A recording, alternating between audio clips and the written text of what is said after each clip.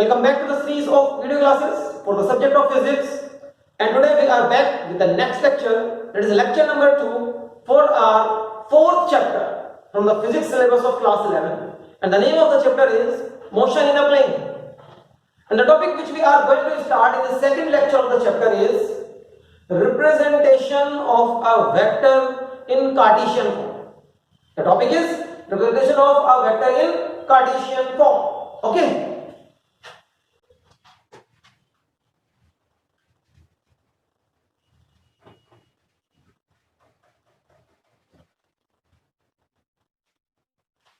Representation of a vector in Cartesian form. So first of all, we are going to understand कि what is the meaning of Cartesian form of a vector. Cartesian form of a vector का meaning क्या होता है, ये आपको यहाँ पर समझना होगा. So students, आपको याद होगा कि previous lecture number 1 में हमने एक graphical diagram बनाया था और diagram was as I remember under the heading of position vectors. वो डायग्राम मैं दोबारा से आज रिपीट करता हूँ और मैंने आपको लास्ट क्लास में बोला भी था कि इस डायग्राम की फिर से जरूरत पड़ने वाली है.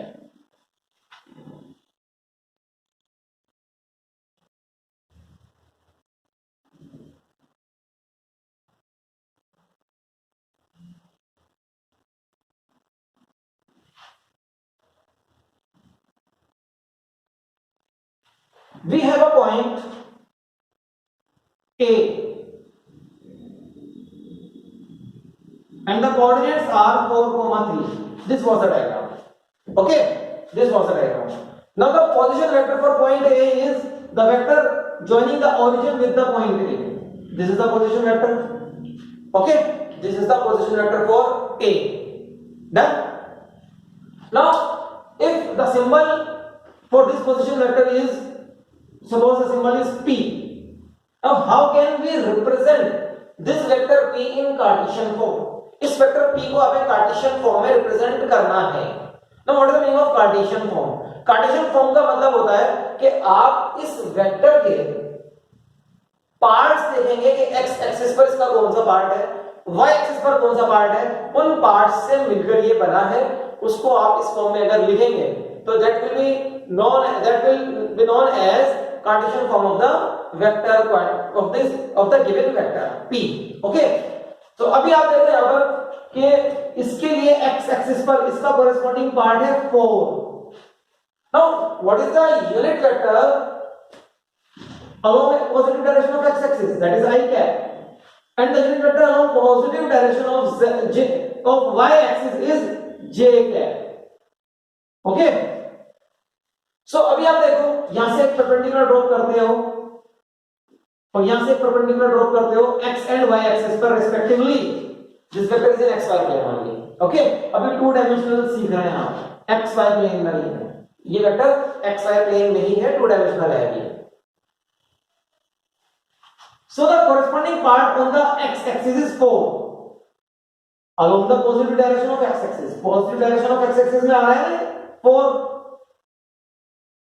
आप इस पार्ट को लिख सकते हो 4i cap because the unit vector along the positive direction of x-axis is I cap and the corresponding part on the y-axis is 3 along the positive direction.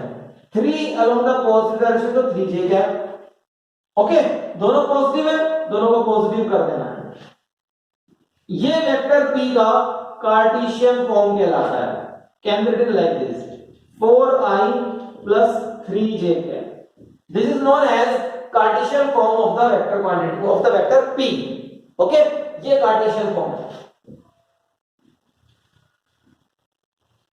आप कह सकते हैं कि कार्टेशियन फॉर्म में वेक्टर्स को यूनिट वेक्टर्स के साथ उनके कोएफिशिएंट की फॉर्म में लिखना होता है. यूनिट वेक्टर्स के साथ और उनके कोएफिशिएंट के साथ लिखना होता है. ओके, कि यूनिट वेक्टर i कैप का कोएफिशिएंट क्या है, the corresponding part on the x axis. Unit vector j cap का कोएफिशिएंट क्या है, the corresponding part on the y axis.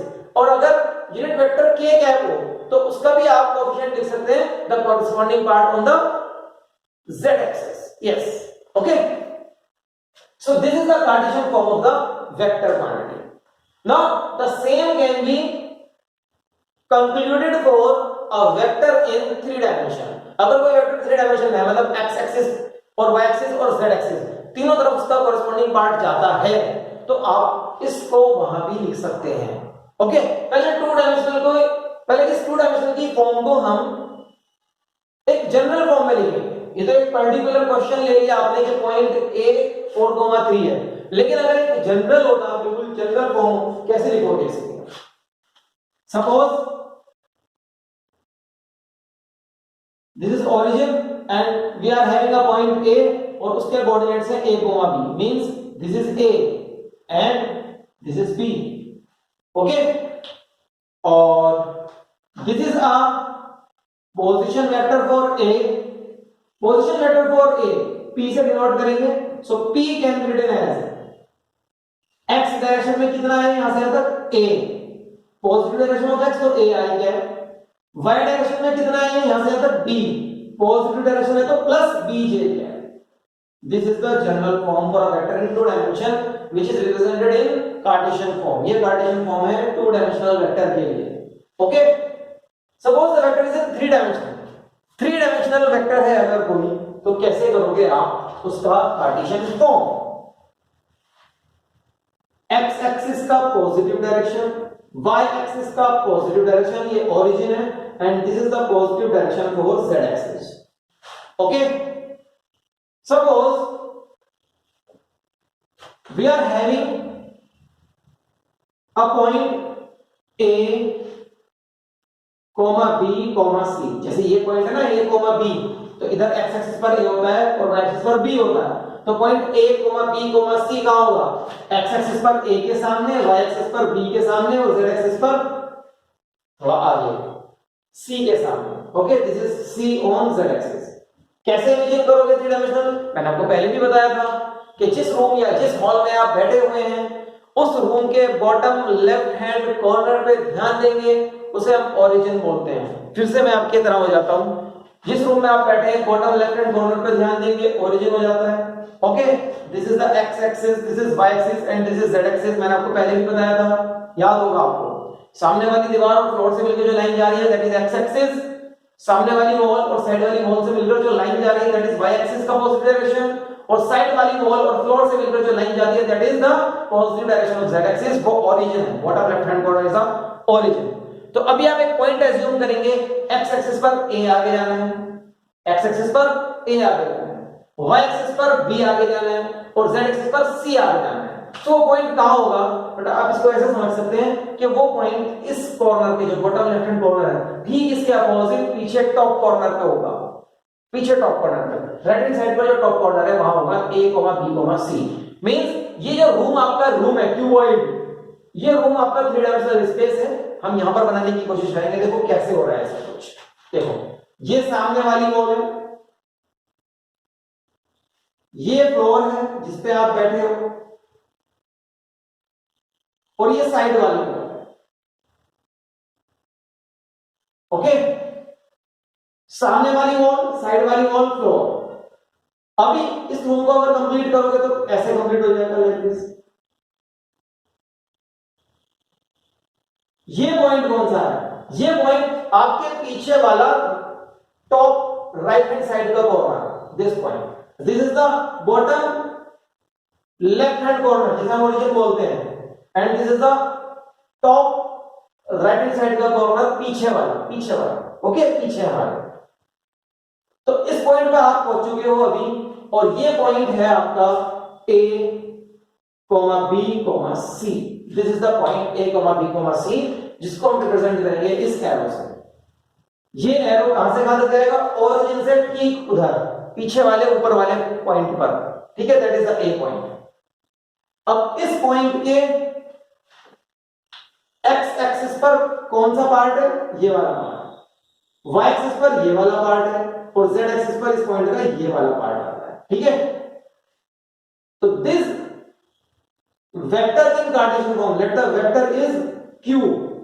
This vector q जो कि o से p तक, o से a तक है, from o to a, is written as x axis पे इसका पार्ट था a i cap, y axis पर था b j cap positive direction में, तो that is my positive symbol, and then c k cap, c part उसका z axis पर है, पॉजिटिव डायरेक्शन में है, तो z एक्सिस पर यूनिट वेक्टर होता है k cap, i cap, j cap, z axis पर होता है k कैप, ठीक है। This we have discussed in the previous lecture. So my dear students, अगर आपने लास्ट लेक्चर नहीं देखा है तो प्लीज पहले उस लेक्चर को देख लें, उसके बाद इस लेक्चर पे आएंगे, ठीक है। सीक्वेंस में लेक्चर्स करने हैं, देन आपको अच्छी तरह से समझ में आएगा। पहले लेक्चर नंबर 1, देन 2, देन 3 इन सीक्वेंस, ओके। रैंडमली आप लेक्चर्स को पिक ना करें, अदरवाइज दिक्कत आप ही को होने वाली है। So this is the Cartesian form of a vector in 3 dimension. 3 dimensional vector के लिए ये कार्टेशियन फॉर्म है, ओके। 2 डायमेंशनल के लिए ये है, 3 डायमेंशनल के लिए ये है। डन।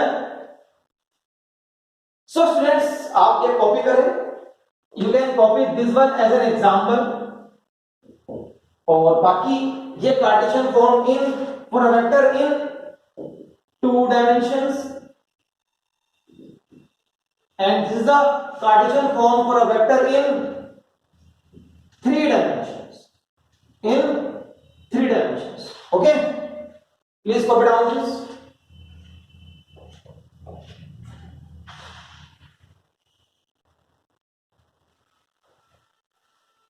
So students, hope कि आपने इसको अभी तक कॉपी कर लिया है। और अभी जो हमने ये कार्टेशियन फॉर्म ऑफ वेक्टर्स लिखी है, 2 डायमेंशनल वेक्टर के लिए भी और 3 डायमेंशनल वेक्टर के लिए भी, इसको हम एक तरीके से और समझ सकते हैं, और वो मेथड हम वेक्टर एडिशन के ट्रायंगुलर लॉ को सीखने के बाद यहां पर अप्लाई करते हैं, ठीक है। अभी हमारे पास एक नेक्स्ट हेडिंग आने वाली है इन द कमिंग लेक्चर्स के triangular law of vector addition, उसको समझ लोगे जब, उसके बाद वो वाला मेथड आप यहां अप्लाई करोगे और देखोगे कि किस तरह से एक वेक्टर p 2 वेक्टर्स का सम हो सकता है, ओके। ये 2 वेक्टर्स ही तो है, देखो these are the 2 vectors, एक वेक्टर इधर जा रहा है ai कैप, दूसरा वेक्टर इधर जा रहा है bj कैप, इन दोनों को सम करा p आ गया, ठीक है। इन अदर वर्ड्स हम क्या बोल रहे हैं कि p के 2 पार्ट से एक इधर जिनसे मिलकर ये बना है ai कैप से मिलकर और bj कैप से ये मिलकर बना है, तो बीच में ऐड लगा दिया, addition, okay. That is the p। वैसे आपने इसको बोला है कि इसका x एक्सिस पर पार्ट a है, a, जब आप x एक्सिस पर a आगे गए थे, फिर उसके बाद y एक्सिस पर b आगे गए, तो देखो x एक्सिस पर a आगे गए, यहां पहुंचे, y एक्सिस का डायरेक्शन ये है, y एक्सिस पर b आगे गए, दिस पॉइंट इज b आगे गए तो यहां पहुंचे, ठीक। तो मींस आप उस वाले पॉइंट पर पहुंचोगे, वहां तो है रूम के वहां पर, ओके। उसके बाद आप z एक्सिस पर c डिस्टेंस आगे चलते हैं लाइक दिस, तो ये z एक्सिस के पैरेलल लाइन है ना, तो c आगे चलोगे तो यहां पहुंचोगे, that is why the point is a, b, c। तो इस वेक्टर्स के 3 पार्ट्स हैं, एक x एक्सिस पर पार्ट है a, ai कैप, एक y एक्सिस पर पार्ट है b, तो bj कैप, और तीसरा z एक्सिस पर पार्ट है इसका c, तो c कैप, ठीक है। इसमें भी हम triangular law of vector addition लगाएंगे और देखेंगे कि किस तरह से उस लॉ से भी आप इस एक्सप्रेशन को लिख सकते हैं, ठीक है। But after doing triangular law of vector addition, उसके बाद ही करेंगे, ठीक है। नेक्स्ट चीज जो अभी आपको यहां पर समझनी है वो है मैग्नीट्यूड ऑफ द वेक्टर, कि इस वेक्टर का मैग्नीट्यूड कैसे निकालेंगे। मैग्नीट्यूड का मतलब क्या होता है, magnitude is represented by the length of the vector, कि इसके अंदर कितनी वैल्यू है, ओके। वैल्यू जैसे फॉर एग्जांपल आप velocity is a vector quantity, उसको लिखते हो 3 मीटर पर सेकंड ड्यू ईस्ट, तो डायरेक्शन ईस्ट है और 3 इसकी वैल्यू, इसका मैग्नीट्यूड है, ओके। सो हमें यहां पर कार्टेशियन फॉर्म से मैग्नीट्यूड निकालना भी आना चाहिए, वो देखेंगे आप कैसे आप मैग्नीट्यूड निकाल सकते हैं। So we are representing a vector in cartesian form, plus we are also finding out its magnitude, हम इसका मैग्नीट्यूड भी फाइंड आउट करेंगे, प्लस द मैग्नीट्यूड, ओके। देखो कैसे, ध्यान दो इस ट्रायंगल पर which is O, let this point is P, OPQ, OPA, the triangle OPA. In triangle OPA, this angle is no doubt 90 degree, जो कि आपने परपेंडिकुलर ड्रॉ किया था, तो 90 डिग्री ट्रायंगल है, पाइथागोरस आराम से लग जाएगा, Pythagoras can be applied, okay. This hypotenuse, उसका मैग्नीट्यूड P अगर है, मैं उसको P से रिप्रेजेंट करूंगा, ठीक है। मैग्नीट्यूड P अगर है, P वेक्टर का magnitude P, symbol P, okay, is equals to using Pythagoras a square plus b square, देखो ये a है और ये b है, this is b, a square plus b square under the using Pythagoras, nothing else, using Pythagoras. Okay, Pythagoras theorem use करा है आपने, और कुछ नहीं करा इसके लिए. So the magnitude of this vector is I cap का कोफिशिएंट, मतलब एक्स एक्सिस वाला पार्ट का स्क्वायर, प्लस जे कैप का कोफिशिएंट का स्क्वायर. ओके, मतलब y एक्सिस पर जो इसका पार्ट है उसका square under the, this is the magnitude of vector p. यहां पर भी इसी तरीके से q वेक्टर का मैग्नीट्यूड आप लिख सकते हो, the magnitude of the vector q. q vector का मैग्नीट्यूड का सिंबल q लिखा है मैंने, a square plus b square plus c square. उसी थ्योरी को यहां लगाओ, a square plus b square plus c square under the root, this is the magnitude. Okay, this is the magnitude for vector q. Easily सोच सकते हो इसको भी, कोई दिक्कत नहीं होने वाली है. देखो अगर आप ध्यान दोगे इस डायग्राम में, ये फ्लोर है ना, दिस इज द फ्लोर, ये फ्लोर है, फ्लोर पे वाली लाइन खींच लो, मतलब फ्लोर पे इस बॉटम पॉइंट से ऐसे डायगोनल बना देना है आपको. ओके, ऐसे डायगोनल बना देना है फ्लोर पे, लाइक दिस. सो फ्लोर पे आपने डायगोनल बना दिया, ठीक है. अब ध्यान देंगे आप जरा इस वाले ट्रायंगल पर, ये ट्रायंगल यहां से 90 डिग्री पर है, ये A है और ये C है, बिकॉज़ दिस इज C तो this is also C. AC 90 degree, तो ये हाइपोटेन्यूज हुआ. हाइपोटेन्यूज आप फ्लोर पे सोच सकते हो, अगर ये डायगोनल बनाया है तो this is A and this is C, तो a square plus c square under the root है, a square plus c square under the root this line. अब आप इस ट्रायंगल को देखेंगे, कौन सा triangle, O and let this point is x and let this point is y, OXY. OXY में आपको अगर ध्यान दोगे दिस इज 90 डिग्री. सोचो आप, ये तो आपने डायगोनल बनाया था अभी OX, और वो लाइन पीछे जो खड़ी है, वो लाइन इस OX जो फ्लोर पे डायगोनल बना है उससे तो 90 डिग्री पर ही है ना.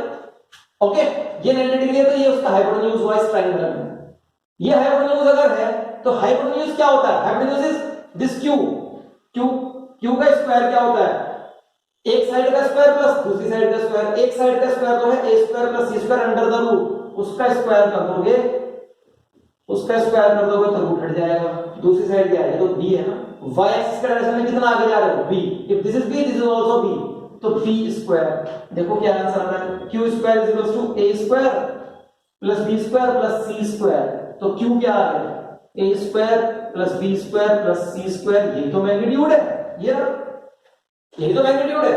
ठीक है, आपको डायरेक्टली याद कर लेना है कि अगर कोई वेक्टर 3 डायमेंशनल फॉर्म में है, a i cap plus b j cap plus c j cap, तो a होता है उसका x एक्सिस पर पार्ट, b होता है उसका y एक्सिस पर पार्ट जो j कैप के साथ लिखा है, और c जो कि k कैप के साथ लिखा है वो होता है उसका z एक्सिस पर पार्ट. और मैग्नीट्यूड निकालने के लिए इन तीनों पार्ट्स को स्क्वायर करके ऐड करके अंडर रूट कर देना है, you will get the magnitude of the vector. Okay, so learn these two फॉर्मूले डायरेक्टली. इस फॉर्मूले को याद कर लो तो अपना भी याद हो जाएगा.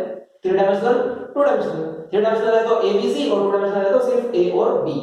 ओके, सो ये आपका हुआ magnitude of the vector. This is how we can find out magnitude of the vector. अगर कोई भी वेक्टर क्वांटिटी कार्टेशियन फॉर्म, मतलब i कैप j कैप और k कैप की फॉर्म में गिवन है. ओके, तो मैग्नीट्यूड भी बेटा इस पर आप कॉपी कर लें जल्दी.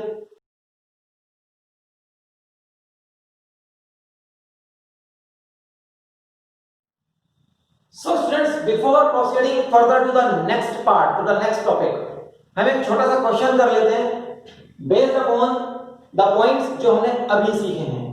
देखो मेरे पास एक डायग्राम है आपके लिए, दिस इज अ डायग्राम, और मेरे पास एक वेक्टर है like this. Okay, O and this point is P, और P पॉइंट के कोऑर्डिनेट्स हैं 12,5. Then the question is find vector OP in Cartesian form.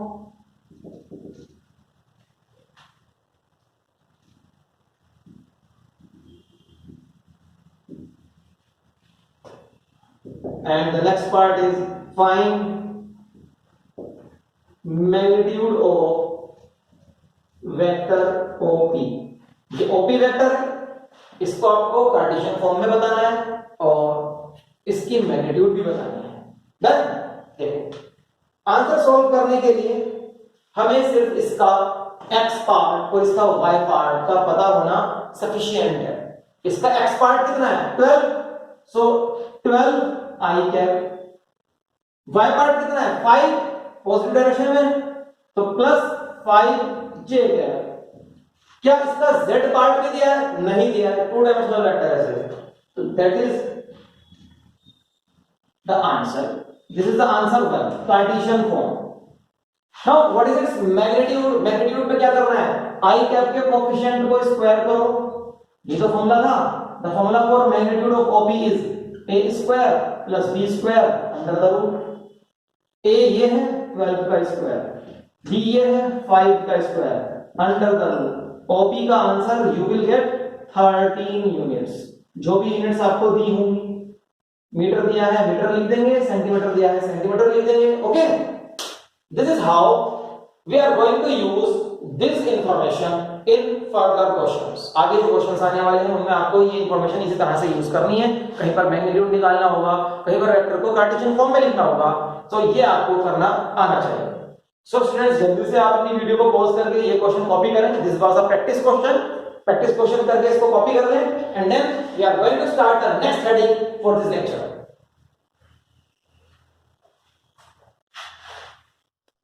And now the next we are going to understand how to write a unit vector for a given vector. कोई vector अगर आपको given है, उसका unit vector आप कैसे लिखोगे? What is a unit vector? You must remember what is a unit vector. Unit vector is any vector having a magnitude 1. Unit का मतलब क्या होता है 1, तो कोई भी ऐसा वेक्टर जिसका मैग्नीट्यूड 1 होता है उसको आप यूनिट वेक्टर बोलेंगे। Okay, so writing unit vector for a given vector.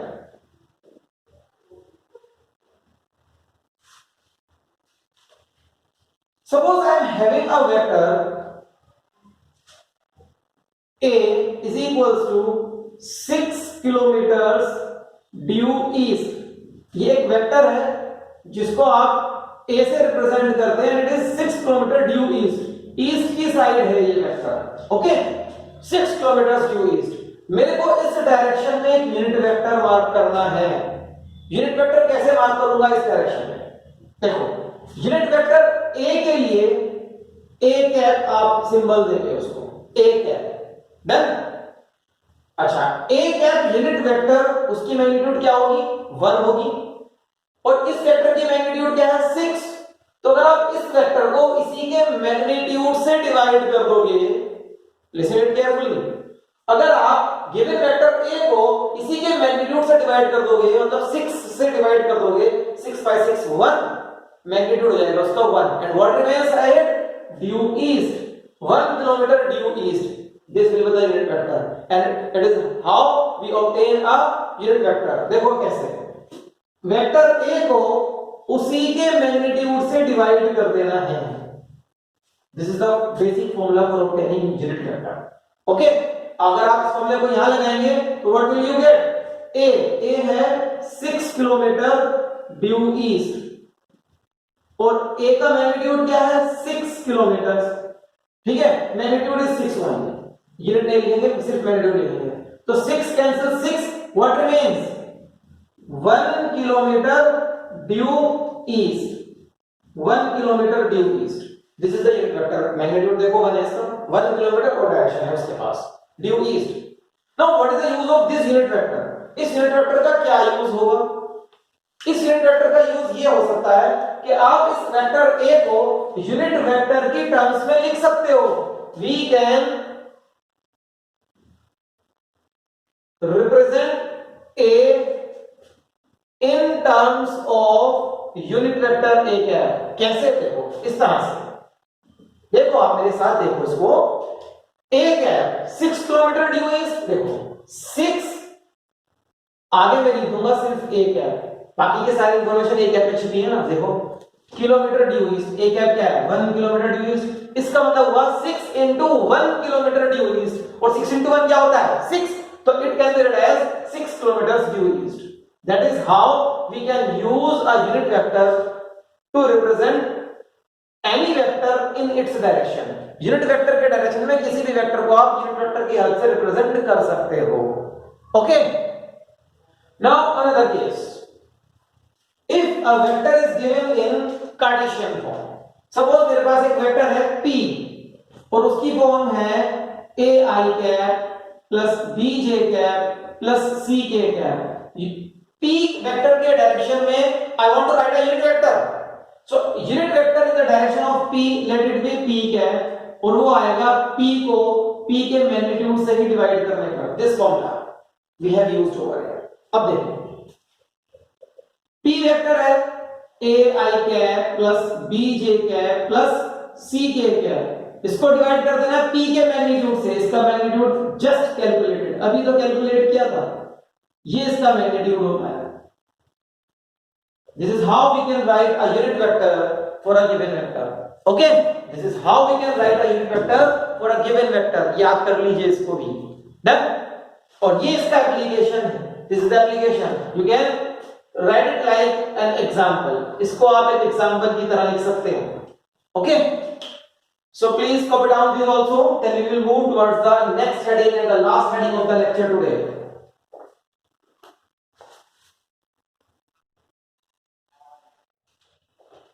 And now students, the next heading of this lecture, rectangular components of our vector. तो हम स्टार्ट कर रहे हैं अब next heading.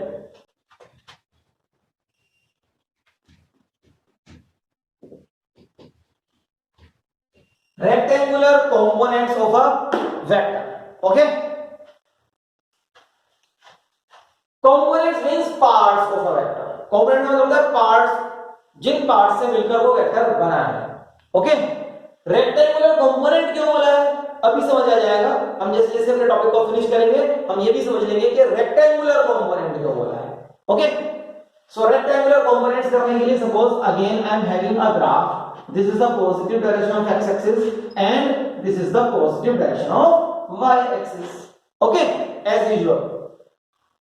Suppose I am having a vector and the vector is represented like this.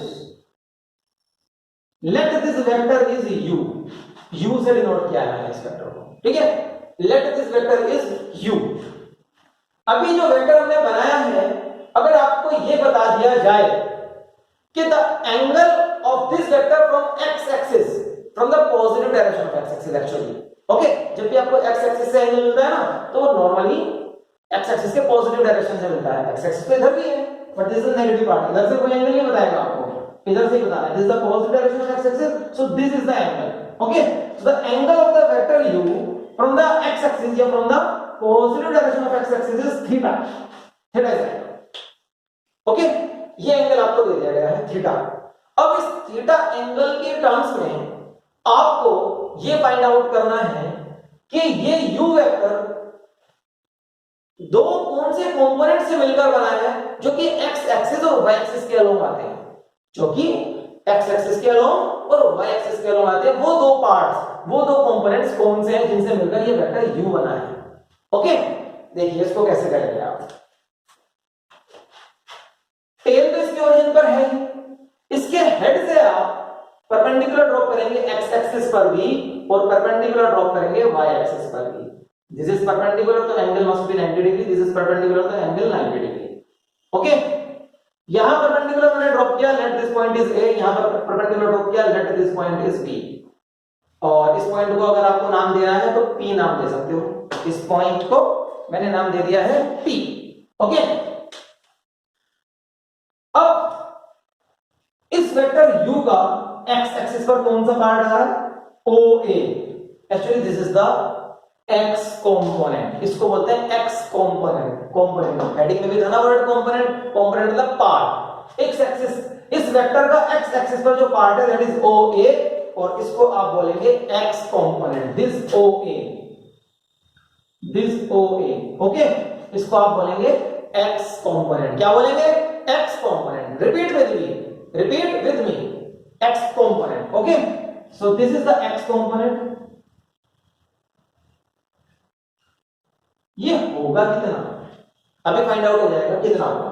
Similarly इस vector का y axis पर जो पार्ट आ रहा है this is the OB part, OB, and the name given to it is y component. इस part को हम बोलते हैं y component, x component and y component, इन दो पार्ट से मिलके ये बना है। ठीक है, अभी आपको एंगल थीटा की फॉर्म में x कंपोनेंट बताना है और एंगल थीटा की फॉर्म में ही y कंपोनेंट बताना है। So better to concentrate on this triangle OAP, this triangle is 90 degree over here, OAP, okay, OAP, इस ट्रायंगल पर ध्यान देंगे। देखो जब आप इस ट्रायंगल पर ध्यान देंगे OAP angle theta cos theta लिखो, इसके लिए थीटा के लिए cos थीटा लिखना है, ट्रिग्नोमेट्री थोड़ी सी लगेगी, cos थीटा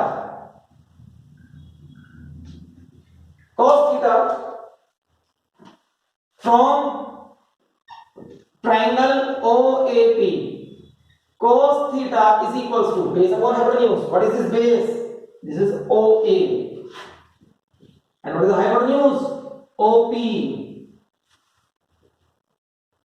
OA निकालना है हमको. This is OP cos theta.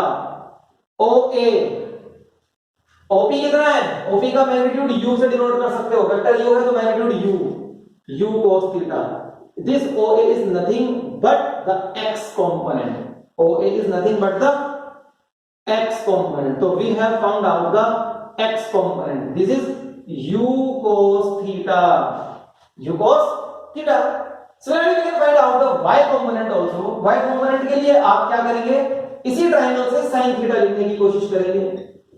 sin theta perpendicular upon hypotenuse होता है। Now perpendicular for this theta is AP upon hypotenuse is again OP, but in place of AP देखो ध्यान से, in place of AP we can write OB. AP is equals to OB because this is a rectangle. OAPB, this is a rectangle, तो OB और AP same होगा, तो AP की जगह I can write OB upon OP की जगह पर ध्यान दोगे अगर we can write the magnitude of this vector U. So U इधर आ जाएगा, OB की वैल्यू आपके सामने है, OB is equals to U sin theta. OB is equals to U sin theta. Okay. अब OB is equals to U sin theta. What is this? OB यही है ना, Y component. This is U sin theta. Y component. U sin theta. Okay. This is Y component. So we are having the two components, मतलब two parts of a given vector, x component and y component. x component का answer आता है u cos theta, अगर vector u है तो u cos theta, vector अगर a होता तो a cos theta, वेक्टर अगर p होता तो p cos theta लिखते। ओके, तो x component u cos theta, इसको हम cos component भी बोलते हैं। This can also be known as cos component, क्योंकि इसमें टर्म आता है cos, ठीक है, फैक्टर आता है cos वाला। And this component is also known as sin component, क्योंकि इसमें एक टर्म, इसमें एक फैक्टर आता है sin वाला, इसको sin component भी बोल सकते हैं। This is known as sin component and this is known as cos component. Okay, now why the name rectangular components? Because आप ध्यान से चेक कीजिए, figure OAPB is a rectangle, ये रेक्टेंगल बन रहा है, that is why the names are rectangular component. ये component हो गए रेक्टेंगल का पार्ट है, ये component OB ये भी रेक्टेंगल का पार्ट है, that is why the name is rectangular component. तो it means ये वेक्टर U दो पार्ट से मिलकर बना है, U cos theta, U sin theta. याद कैसे करेंगे बेटा? देखो जिस साइड पर थीटा आता है, जिस साइड से थीटा मिलकर बना है, x एक्सिस से मिलकर बना है, तो x एक्सिस पर cos कंपोनेंट आएगा, याद रखिएगा, ठीक है। जिस साइड पर थीटा है उसके साथ cos कंपोनेंट जाएगा और दूसरी साइड sin कंपोनेंट आ जाएगा अपने आप, ठीक है। इसको आप ऐसे समझ सकते हो, suppose a diagram is given to you like this, there is a vector r and now the angle is over here, now the angle is over here. So इसके कंपोनेंट करने के लिए यहां परपेंडिकुलर डालोगे, यहां परपेंडिकुलर डालोगे, एक cos component होगा, एक sin।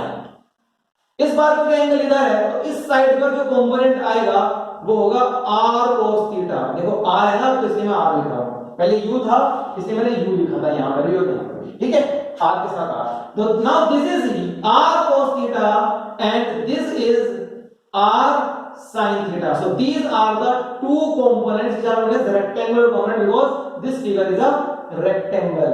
तो r vector दो पार्ट से मिलकर बना है r cos theta, this is the cos component, cos इसके साथ आएगा, cos component and this is sin component. देखो जरूरी नहीं है कि cos कंपोनेंट हमेशा x एक्सिस पर ही बने, cos कंपोनेंट इधर भी बन सकता है, इट डिपेंड्स अपॉन के एंगल किधर बनाया है आपने थीटा। ओके, जिधर एंगल थीटा बनाया है उधर ही cos कंपोनेंट जाएगा। So this time y component is the cos component and x component is the sin component इस केस में। ठीक है, सो ध्यान रखें हमेशा जब भी आपको किसी वेक्टर के कंपोनेंट्स लेने हो, रेक्टेंगुलर कंपोनेंट्स लेने हो, सबसे पहले क्या करते हैं, उसके हेड से परपेंडिकुलर ड्रॉ करते हैं और फिर सेकेंडली जिधर जिस एक्सिस से एंगल थीटा मिलकर बना है उस एक्सिस की साइड पर cos कंपोनेंट आता है, दूसरी साइड पर sin कंपोनेंट आता है। ओके, इन कंपोनेंट के टर्म्स में मैं u को लिख सकता हूं, देखो ये वाला पार्ट कितना है u cos थीटा, तो u cos थीटा का डायरेक्शन क्या है i कैप, और ये वाला पार्ट क्या है u sin थीटा, सो u sin थीटा का डायरेक्शन क्या है positive j cap, this direction is i cap and this direction is j cap. Okay, so again with the help of these components I have written the vector u in Cartesian form, i cap और j cap वाली form Cartesian form कहलाती है ना। Okay, so my dear students, ये rectangular component of vector complete हुआ, इसको आप copy करें एज इट इज इस पूरे पार्ट को, और फिर सेकेंडली इस एग्जांपल को भी आपको कॉपी करना है जिससे कि आपको याद रहे कि अगर थीटा एंगल यहां से यहां बना दिया तो फिर cos कंपोनेंट इधर और sin कंपोनेंट इधर आ जाता है। Okay, so please copy down this.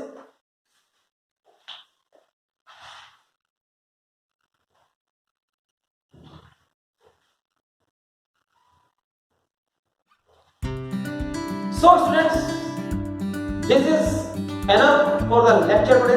आज के लेक्चर में जो आपने चीजें सीखी हैं वो है representation of a vector in cartesian form, और कार्टेशियन फॉर्म में जो आपने वेक्टर को रिप्रेजेंट किया है वहां से उसका मैग्नीट्यूड फाइंड आउट करना। ठीक है, याद करो मैग्नीट्यूड का formula a square plus b square plus c square under the root है थ्री डायमेंशनल वाले केसेस के लिए, और अगर केस टू डायमेंशनल वेक्टर का है तो only a square plus b square under the root will give you the magnitude of the given vector. Okay, what is a जो i कैप का कोएफिशिएंट होता है, व्हाट इज b जो j cap का coefficient होता है।